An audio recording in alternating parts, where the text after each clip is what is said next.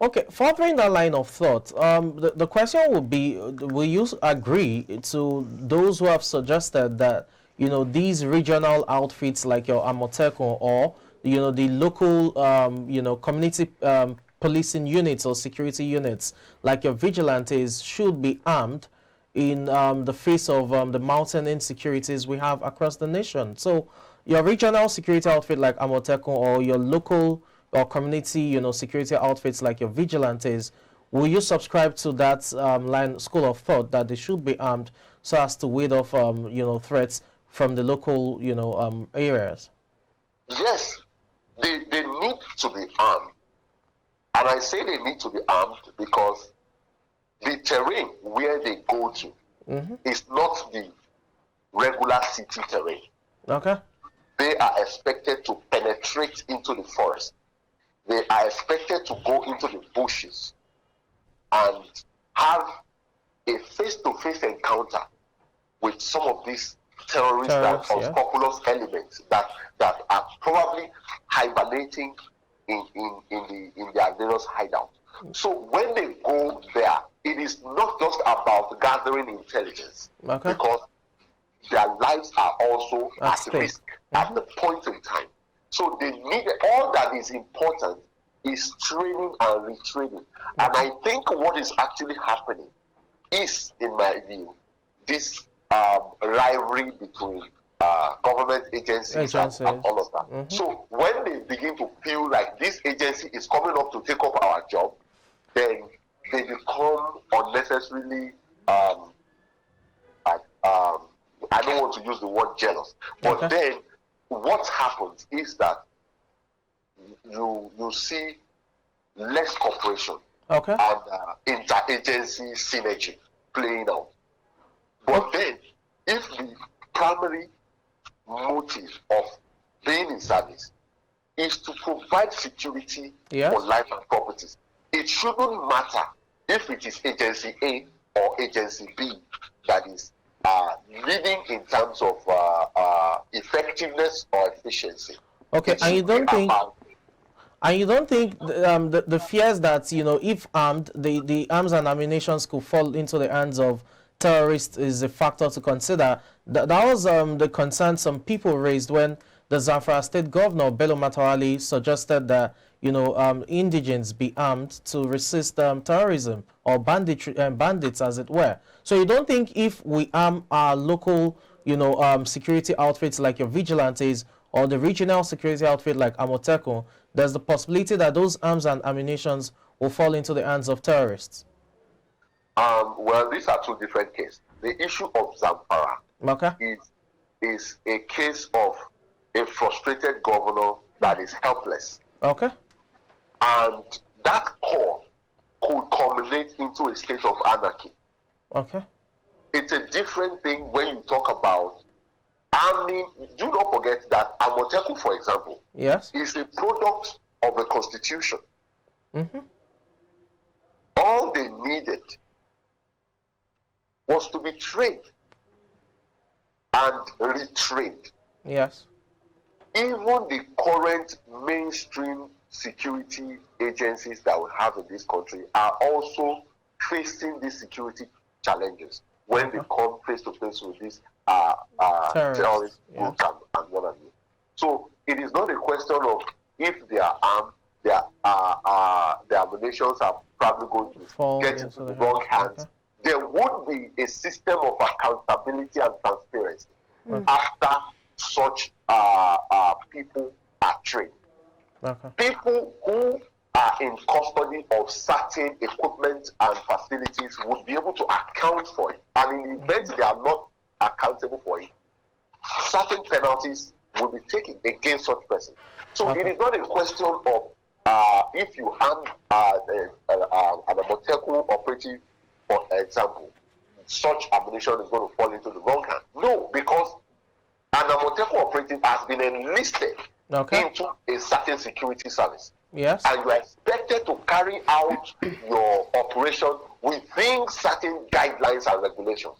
So it is, if you put that into consideration that it is going to fall into the wrong hand if you put arms in the hands of this Moteco operative, for example, then we are probably going to be making things more difficult for the already overwhelmed security agencies that we have in the country. Okay. Because we are already seeing reports and news everywhere as to how these unscrupulous elements are carrying out their operation. All right, now. And we have seen several times how they've even brazenly gone to attack security base of these security agencies. So it is to tell you the level of sophistication these bandits have gone to. So we need to.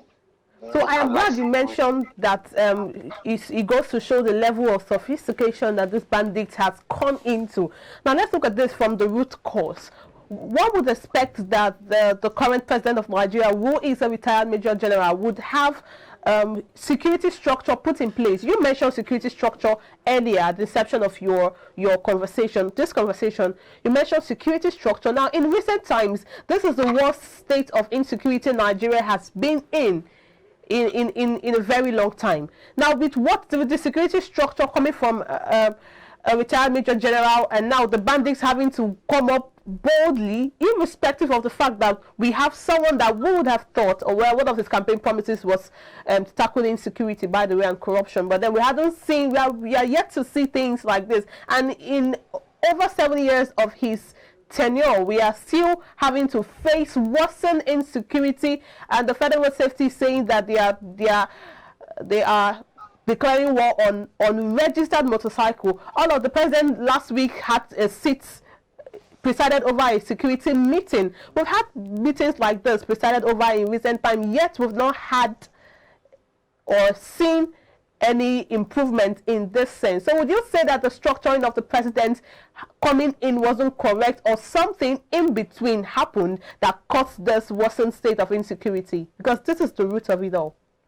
Yeah, thank you very much. You see, the expectations of Nigeria on this present government, the president himself, at the inception of this present administration, was very high.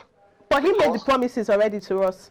Yes, because at the time he was campaigning to take over the mantle of leadership, one of the critical areas that Nigerians considered to his favor was the capacity to meet the security challenge in the world.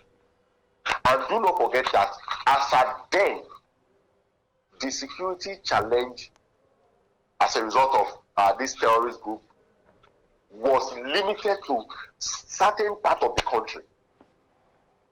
So it is expected that, being a retired military general, he would be able to understand the workings of this sort of group and be able to put measures in place to arrest the situation.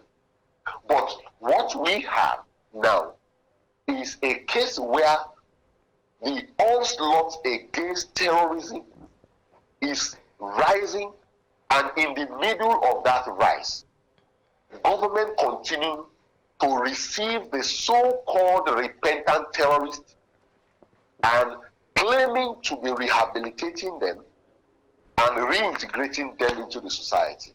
So much that a non-terrorist, a non-bandit was recently made a chief. A chief was honored with a chieftaincy title in one of the northern states.